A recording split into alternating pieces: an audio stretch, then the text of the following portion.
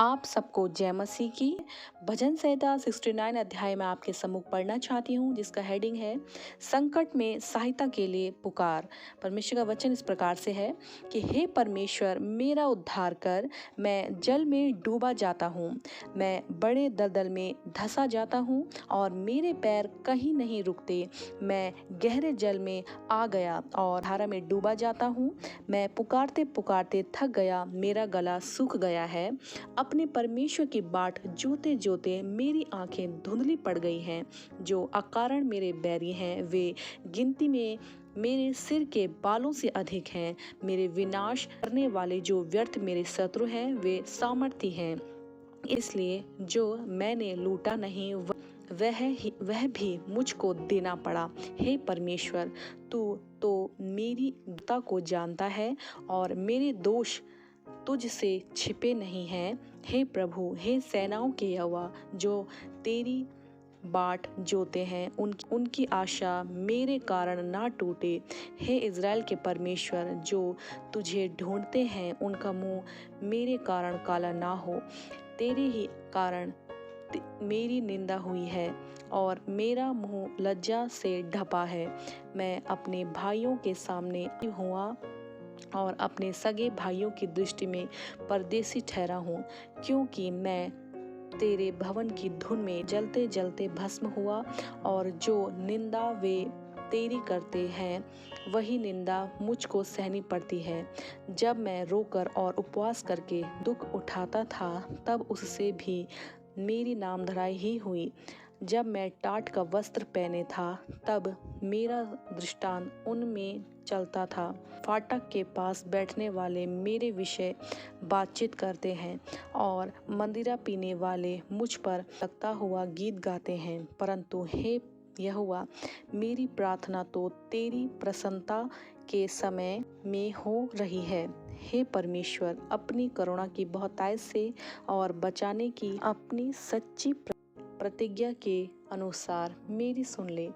मुझको दलदल में से उबार कि मैं धंस ना जाऊं। मैं अपने बैरियों से और गहरे जल में से बच जाऊं। मैं धारा में डूब ना जाऊं और ना मैं गहरे जल में डूब मरूं, और ना पाताल का मुंह मेरे ऊपर बंद हो। हे यहोवा, मेरी सुन ले, क्योंकि तेरी करुणा उत्तम है। अपनी दया की बहुतायत के अनुसार मेरी ओर ध्यान दे। अपने दास से अपना मुंह ना मोड़, क्योंकि मैं संकट में हूँ। फुर्ती से मेरी सुन ले, मेरे निकट आकर मुझे छुड़ा ले। मेरे शत्रुओं से मुझको छुटकारा दे। मेरी नामधराई और लज्जा और अनादर को तू जानता है। मेरे सब द्रोही तेरे सामने हैं। मेरा हृदय नामधराई के कारण फट गया और मैं बहुत उदास हूँ। मैंने किसी तरस खाने वाले की आशा तो की, परंतु किसी को ना पाया, और शांति देने वाले को ढूंढता तो रहा, परंतु कोई न मिला। लोगों ने मेरे खाने के लिए इंद्रायण दिया और मेरी प्यास बुझाने के लिए मुझे सिरका पिलाया। उनका भोजन उनके लिए फंदा हो जाए और उनके मुंह के समय जाल बन जाए। उनकी आँखों पर अंधेरा छा जाए, ताकि वे देख न सके, और तू उनकी कटी को निरंतर कपाता रहे। उनके ऊपर अपना रोष भड़का और तेरे क्रोध की आँच उनको लगे। उनकी छावनी उजड़ जाए, उनके डेरों में कोई न रहे, क्योंकि जिसको तूने मारा वे उसके पीछे पड़े हैं, और जिसको तूने घायल किया वे उनकी पीड़ा की चर्चा करते हैं।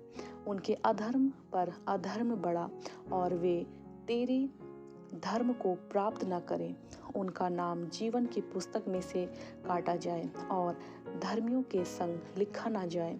परंतु मैं तो दुखी और पीड़ित हूँ। इसलिए हे परमेश्वर, तुम मेरा उद्धार करके मुझे ऊंचे स्थान पर बैठा।